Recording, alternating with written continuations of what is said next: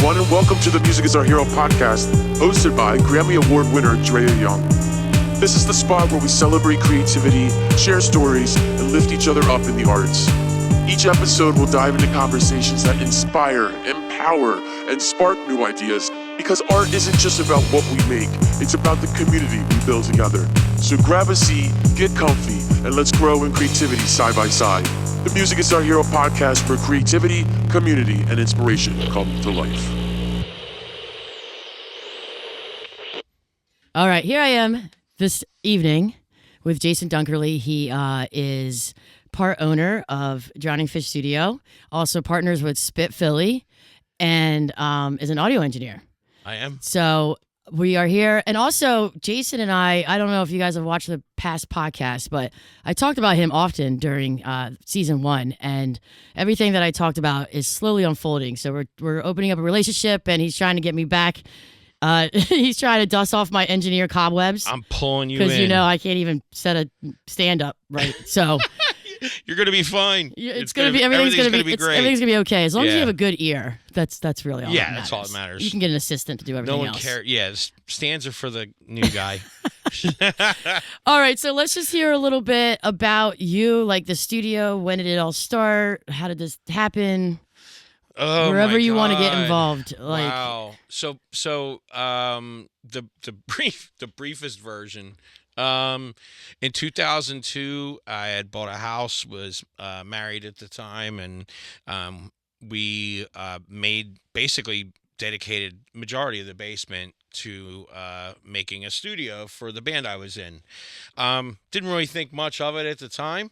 It wasn't, there was no plan. It was just to build a place for us to do our thing. And we started buying gear. And then I couldn't stop buying gear. And what do you call that? A problem. It's a disease. It's a disease. So at that time, I think it was about $35,000 worth of gear in 2002 was a decent amount of money. That's how much you spent in 2002? Yeah. For your band? For all the gear that we bought. Yeah. Because we're going to work on our own record. Yeah. Yeah. $35,000 later, we had a lot of stuff. And were you an audio engineer at that point? I was a drummer. Okay. Okay. Was anybody in the band? Yeah. Okay. So someone knew what they were doing. Yeah. So there was who became my first business partner when we started out professionally, which is what the next step of this story is my then wife told me, well, the money to pay off all this debt isn't coming out of our monthly budget, so you better figure out how to make money. And so we started taking on clients, and next thing you know, we're doing a lot of hip-hop work.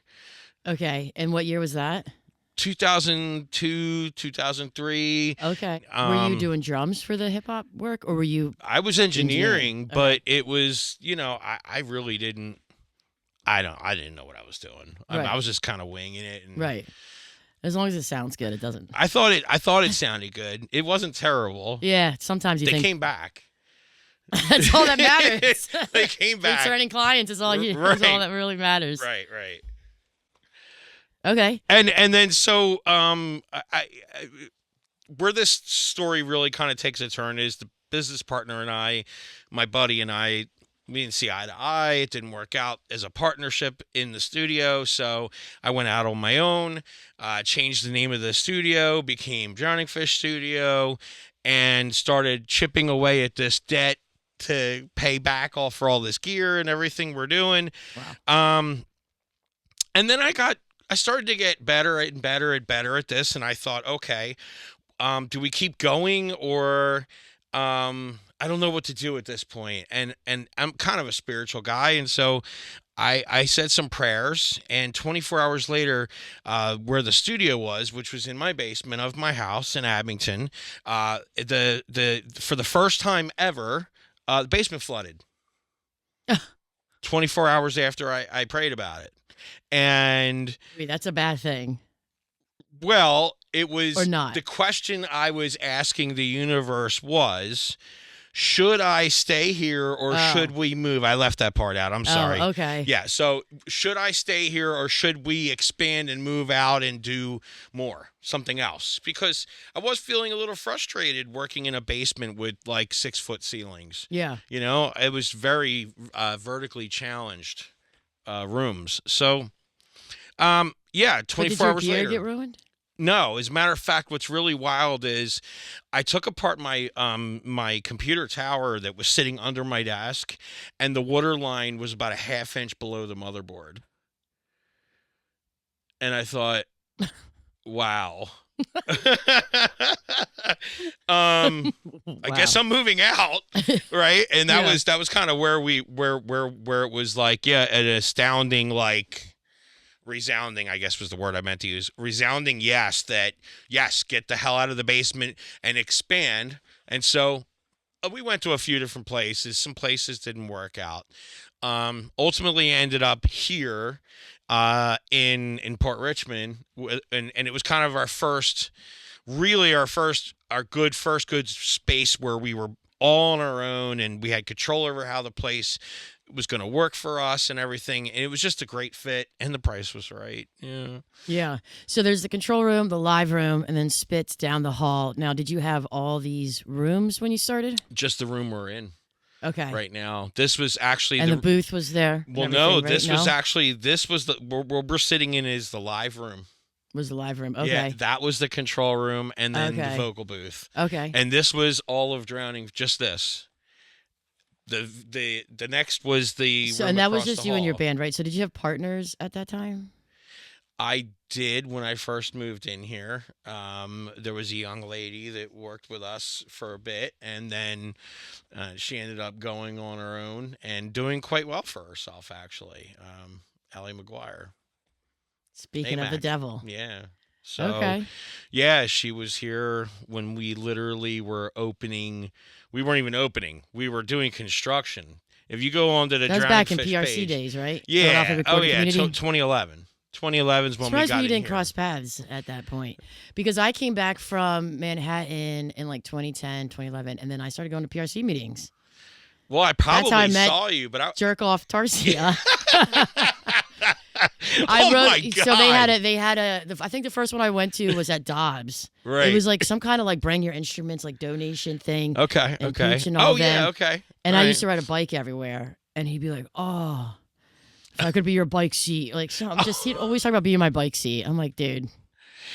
Well, yeah, he I said, he well, was you know. a charmer. He was a Oh charmer. yeah, I don't know. I don't know if he was a charmer. Oh, I'm definitely being a bit facetious. So speaking of him, okay. Now you're in the studio, Right. and Allie was working here. Allie left. And did you have business partners at that time? She was the business partner. Oh, she was. Yeah, she and I were gonna build this together, and oh wow. I never knew that. Yeah, and it was just like, it was funny because we met literally a few days before I was making arrangements to move in here. So it was like all the timing was just perfect, and Yeah. and it was wild. Moving in here was wild. I was dead broke.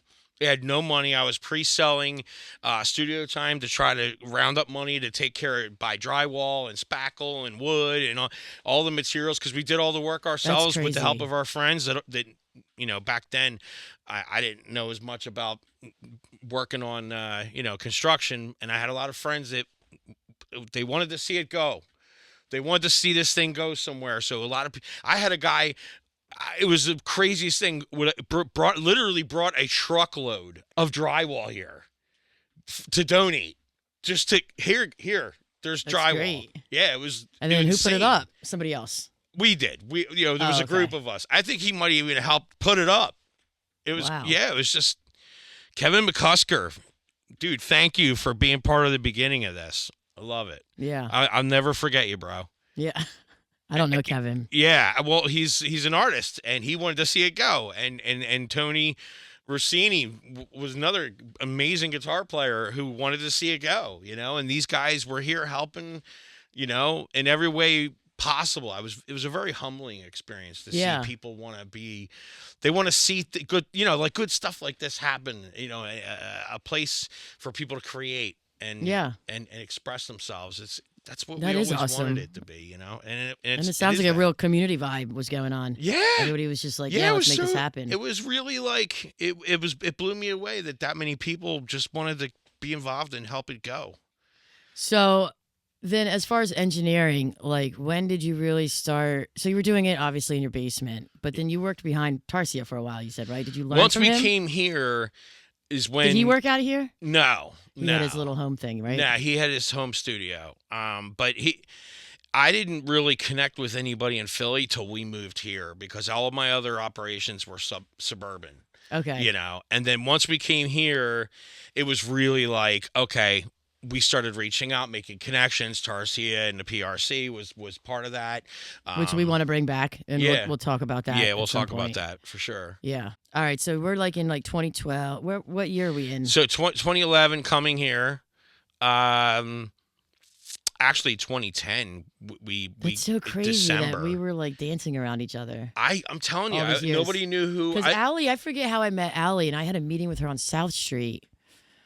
It was like 2011 or 12. You know what happened was Allie and I started to go, like, while we were working on the studio, like building it, putting it together, we would go to Dobbs and like hang out, and, Right, 'cause she ran have the a few sound there. drinks, and she didn't know, no, not yet. This is like at the beginning. This is before, she was really doing a lot in Philly and all that. This was like the introduction, you know. And so when she when we started going to Dobbs, she started making friends and building a network with everybody there. And man, Dobbs was like her home base for a bit. I know. And I remember that. rest in peace, Dobbs. But I know. Miss it. Some wild stuff went down. It was that really closed. cool Did you hear back the story then. about the closing the doors this last time? What that story was? Yeah, I heard about that. Yeah, I mean that sucks. But Idiots. Anyways, I don't want to get to you. when it comes to venues, I will say, like, I've been in the music scene in one way or another for the last 20 some years, and like Philly has a habit of itself, Right. and ruining a good thing. Like North Star Bar, was a great spot at one time. I mean, we had Trocadero. The Trocadero is like a national monument. You know how many bands got their start at the Trocadero? Well, a lot, I feel like that happens now. It's like there's a lot of DIY like shows and things. Like the younger people don't realize, like, just because you're a venue doesn't mean you have millions of dollars. Like, you need to support that venue. Right. Yeah. If you don't There's support not a lot of surplus. that venue, and then Yeah. also with social media, like something little can get blown out of proportion, and they get everyone to just not go. Well, I mean, the Dobb thing's is something else. yeah, but I'm saying, like, but as far as the social media and Troc, I mean, Troc's been closed for quite a while. and then I guess like also Live Nation and Clear Channel. It's a whole just strew of nonsense that you want to hear something crazy? Like I didn't even know who they were. I went I was at the Trocadero and saw Soundgarden open for Soundgarden and Warrior Soul opening for Danzig. Wow, that's a long time ago. Then if they were like, Yeah. Like I literally was watching Soundgarden and going, these guys suck.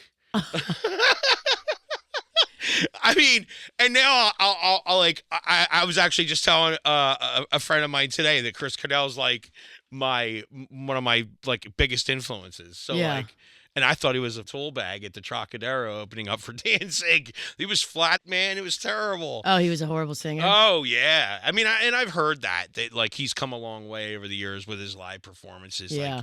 Like, Eddie Vedder too. He used to get a lot of ridicule for being flat all the time. Yeah. But these guys do a lot of work. Yeah. So here we are. So yeah, we're back in the studio. Let's talk about the studio again. So so were you pretty busy? in once we got the ball rolling and started making some connections around Philly, I would say like 2013, 14, 15, this place was pretty jamming. Yeah. I was working here full time back then, and I was living the dream. It was beautiful. Made a lot of great records here. And then my personal life kind of fell all apart, and I had to take a giant step back and just try to keep the doors from closing. Do you feel that like technology, the advancement in technology changes the business that comes through? Absolutely. There are a lot of people who, especially during the pandemic, purchased a lot of equipment to make home studios. Yeah, a lot of people are doing this stuff at home. They're trying it on their own. It's not always successful. I get I get projects often that people go, "Can you help me?" Yeah. I hadn't been in a real studio in many years, as you know. I was working at my home, and a couple of years ago I was like, you know what? I'm done. I'm done working out of my home. Like, I need to be in a real studio. And when I came in here, it's like such a huge difference. Like hardware, analog hardware, like the sound, but the problem is with technology and the younger people and all that is it doesn't even matter to them because they don't even know. So they just it's just normalized.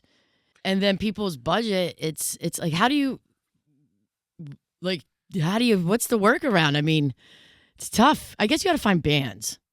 Because bands at least can pay, bands can split sometimes studio costs. They can. Yeah. So if it's $80 an hour, $100 an hour, you got 5 people, $100 an hour, $20 each. Like, come on, guys. Like, let's make it happen. Yeah. But when it's one person, it's tough. It's different in all different situations, Yeah. but it's I don't know. I really just try to help people spend their money wisely, because when you don't know, you burn a lot of time. Yeah.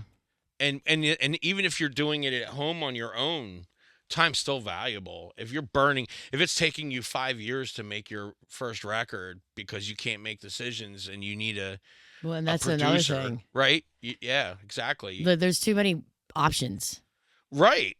Like it never ends. As an artist, and I can attest to this myself because I'm an artist myself, sometimes you need some of that control taken away from you. Yeah. Because if you have that much to choose from, you get stuck in the infinite choice. The disease shines brightly. For sure. Yeah. Yeah.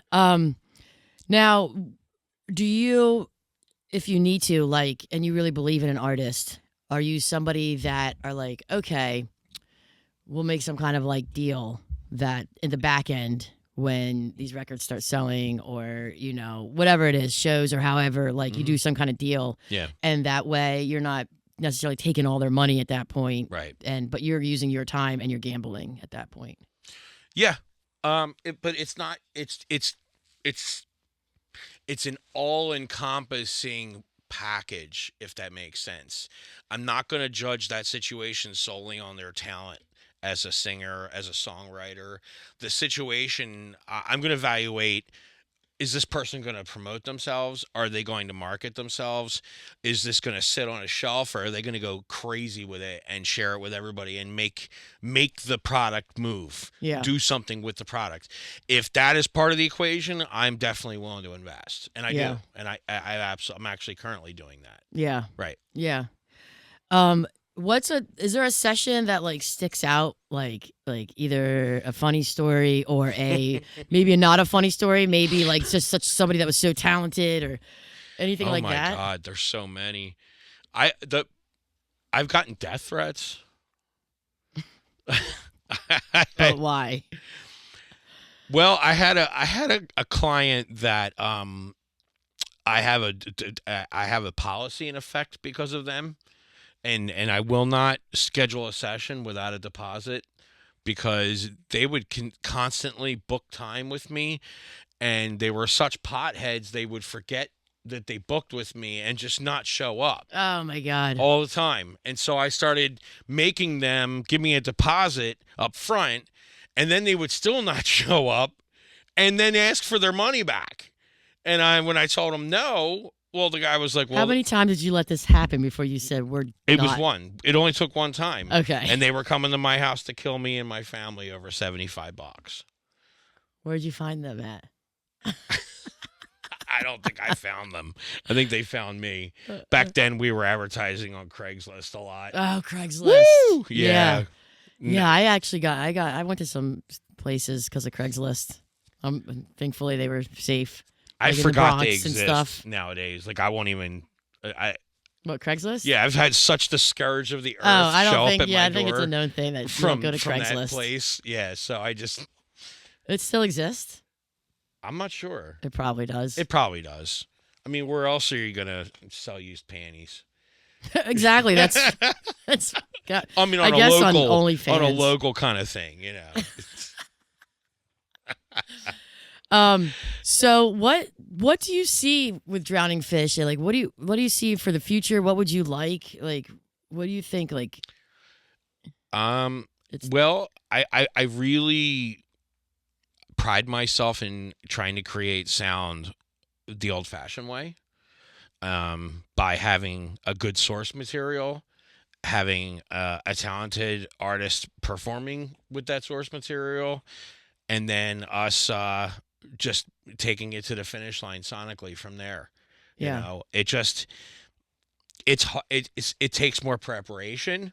The artist has to be on board to be, you know, like almost like we have to decide on a standard, a universal standard. The artist and myself, we have to agree on what the standard's going to be.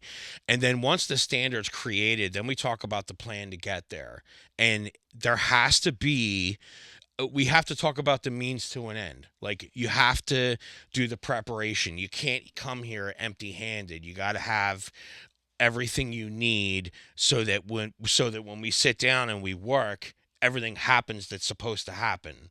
You know, like, for example, an artist that will come here and say, hey, I write my solos in the studio. And I go, the f you do. yeah. Well, unless you have a lot of money. Yeah, sure. If you want to burn Right, through do it. all your pre-production. Oh, my come God. With send the lyrics. I mean, Unless and you're that's the thing, loaded, too, you want to and- line my pockets because you want to come here and sit on my luxury couch and write your songs. Like, go for I mean, if you it. got the money, I'm do it good. because we need it. Yeah, we'll take need it. it. We'll take it. Yeah. But it doesn't build I don't build a good reputation of being efficient for my clients in that scenario, though. Yeah. So it's better if, you know, we get more done with less of your dollars. Right. You know, it works out better for everyone because, you know, I just want to do more songs. I still want to I want to take all your money from you. Yeah. But I want to give you a lot of value in exchange for that. Right. You know what I mean? I don't want it to be like, I don't want you to blow all your wad on one song. Let's, like, you know what I mean? Like, Yeah. let's get a lot done because we're prepared. Yeah. You brought the right ingredients. We're making the right cake, and everyone wants a piece. You know, Right. Yeah. if that makes sense. I would tell people that, like, you know, when I was doing stuff at home, but this studio, you have the $13,000 mics. You have, I mean, I just found out today this pair of speakers is $11,000. Like, you got the real deal in here. You got a console. You got a lot happening because what I used to do when I would do stuff at home, I would tell people, like, look, if you want to save money, you know, just know how to record a signal and don't clip it and then just send it to me and I'll mix it, you Right. know? So it's like the same idea, except in this scenario, if you're working at Drowning Fish, I would wait to record anything that's going to get mic'd. So, like, if you Yeah. have a beat, like an instrumental, or if you have this, or if you have a mic at home that you like and you like the sound, like, and you can get things recorded, then you just come and mix it because people are trying to be budget friendly. And that's Yeah. a solution to, like you're saying, like, unless you have the money, you got to write your songs at home. Like, songwriting sessions are fun if Oh, someone's yeah. paying for them, Sure, but which happens like in the majors, or if you have a record label behind you, like, they'll pay for that. But if you're paying yourself, I then would remind the artist that if you do have a fixed budget to make something, do everything you can at home, yeah, because the more time you give me to do my job, the better the outcome is for you. yeah, If you come here unprepared and we're blowing through your budget while you're over there writing your lyrics, we're not making the song sound better at that point. Right. I'm not, you know what I mean? Like we're not. Yeah, you got to rush through it. Your part. Yeah, we're and not. You don't want to do that because then the product's not going out the way you want it. No, and I hate when I get shorted on. I've actually told someone before, like, you don't put it out. This sounds horrible. Yeah. And I don't want anybody to even know I was working on this. Like I've had that. Like, I'm sorry to tell you that. Yep. Like and I said, if you do put it out, don't attach my name.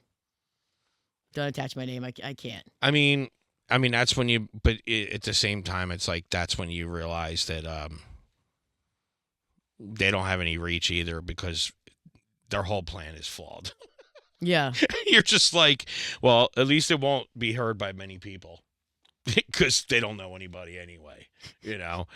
But and that sounds mean, but the point of the matter is you know, success behavior is kind of universal. Like you're either doing everything the right way or at least shooting like towards going the right direction because you care. It means something, you know. Because if you're not, if all you're caring about is the artistry and you're not worried about the business end of it, don't plan on making any money. Right. You're not gonna. There's no money. There's no returns if there's no real investment. Right. And you putting the music together isn't the investment part. That's the part that's fun for you. Yeah. The investment part is go out there and promote your music, but not just promote your music. Have a strategy. Like actually teach yourself how to go out and market.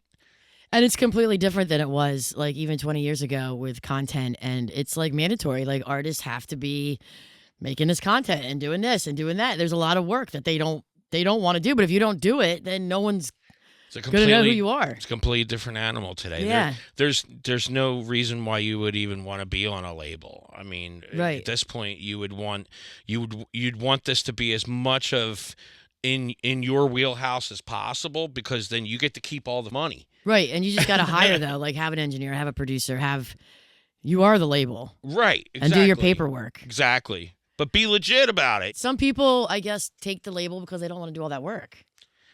But then they don't make any money. Well, whatever. Labels are paying a nobody these days. Like they're just they don't have to. Yeah. They're the only people they're signing at this point. By the way, people, if you think you're going to get a record deal and you don't have already look like you're signed on social media, you're not like they're. Why would they sign you if they could sign a guy who's already viral? Right. The guy already did all the work and is ready to pop. And that's a whole nother game too. My God, we can go on forever about that. I know, we could go on forever about everything. But yeah, so that's we have a when two people with ADHD are trying to have a podcast, and we've had endless experiences, both of us, endless. And we, like, just a couple months ago, you know, really started linking up and getting to know each other. And Jason, the one night, said something that we find very funny that we've mentioned a couple times already tonight. And it's like, when you're really in this, it's a disease. 100%. You don't know when to stop. Yeah. It's a mess. Yeah. And it's like you will, it's very interesting. So if you feel that way, we have a help hotline. I'll tell you what. 800 drowning fish. Just come and hang out with us. Yeah, I really think the Serenity Prayer was written for people like us. You know. Yeah, because you'll do things like, you know, even, you know, the Monday night. You see how I am. I mean. Oh yeah, I'll just do things and make no like money, and it's fine. You're like the conductor of like 8 different orchestras simultaneously. Like That's why I'm super excited to have connected with you because you can like stop that in me, like that scenario the other day. Yeah. You know what I mean? Oh my God. Yeah. We don't have to get into, but you're like. Pump and the I'm brakes. like, you know what? Thank you. I need somebody. Yeah. I need a voice of reason in my head because otherwise, I just do things. But I'm the same way though. I'm the same way. Like it's funny. Like I actually learned the value of the naysayer in your circle, because the naysayer will find the holes in your plan, take your head out of the clouds, bring you back to reality before you yourself. Yeah. And it's so you just have to understand it. They're not always trying to just stop you or talk down to you. Sometimes they're just trying to poke holes in your plan so you don't get screwed over. It's another thing. Yeah, we got a lot to talk about. So let's talk about, I don't know how long we're going to be talking. Right. But I do want to so Drowning Fish is a studio that if you want to check it out, but you're not ready to book a session, we are hosting a monthly event here called the Monday Night Meetup. Yeah. That you can find all the information on MUSICISOURHERO.com's website. There's a whole tab where you can come. We have performers, recording content, recording audio, get to meet people and check out the studio. And then, you like it, you like what you see, then book some time. If it's mixing, if it's just recording, maybe you can mix at home and you want to record vocals through these he's got ridiculous equipment in here. I'm really excited about it, but I haven't really used any of it. I honestly, I don't even know if I picked the best mic for my vocal tonight because I went in the mic locker and I was just like, I don't know which one I want. Yeah, he has a lot. Too many choices. He has a lot. So stop by. This is actually going to come out the same day as the next Monday Night Meetup. So oh, nice. Yeah, so stop by to February 1 if you don't know about it because we'll have to finish the development of the studio story because I don't even know where we left off. I know. We could always do a part 2. We can. Yeah, I think we should. And then also it's hard to make that a short story. Yeah. It's 24 years of my life. Also, something that's in talks that Jason wants to bring back is something else that we've talked about tonight, which is the PRC meetings. Yeah. Philadelphia Recording Community. So be on the lookout for that, I would say. We're going to do one. That's right. We are going to do one. February 4th. Yeah, we haven't put the announcement out yet, but by the time this video airs, we probably would have done that by then. I'm hoping. Yeah. You could call us on that if we didn't, because maybe we forgot. Yeah. We're trying to do a lot of stuff right now. Yeah, we're trying to figure out. And trying also, to shake the tree of Philadelphia. And like he's saying, times have changed, so you maybe studios, it's not all your traditional studio idea. We have the content idea that you're going to do with that one band, right? Yeah. So this studio is also perfect if you want a spot for, video. The live room is huge. It's awesome. And we can record you playing live with a videographer, things like that to create content that's really good content to, promote yourself. So if you need a space to do that, Drowning Fish is perfect for that, I think. Mm-hmm. So that's a non-traditional kind of thing, being creative to keep the studio going. So, and I mean, in here, it's like making a record in your living room with all the best gear. Yeah, it's just a very chill, cozy atmosphere, and we just want to make records the old-fashioned way with talent. Yeah, I do have something else. It's the last notorious question. Do you know what that question is? Every single promo on Instagram, it says it. How is music your hero? Is it your hero? I don't know. It might be my nemesis at this point. Right.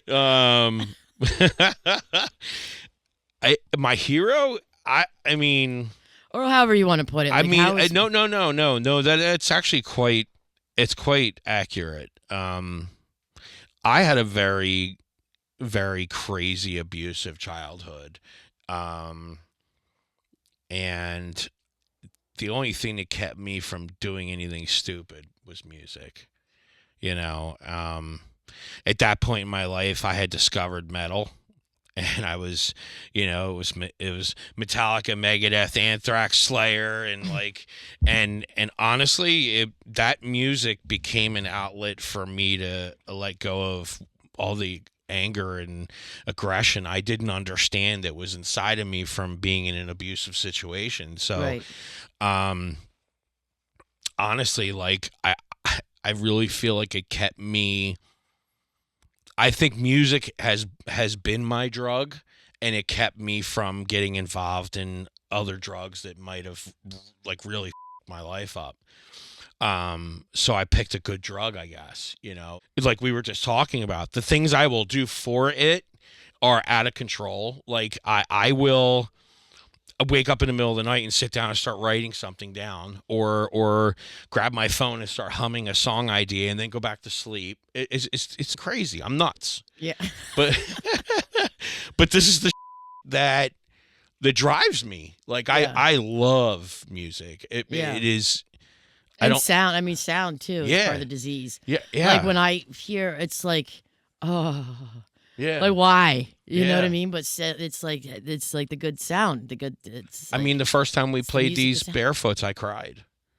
I would have loved to see that. I mean, honestly, like I sat here going, I don't know what I'm hearing because this is insane. There is so much detail in the sound, that I couldn't hear in the speakers that we had before.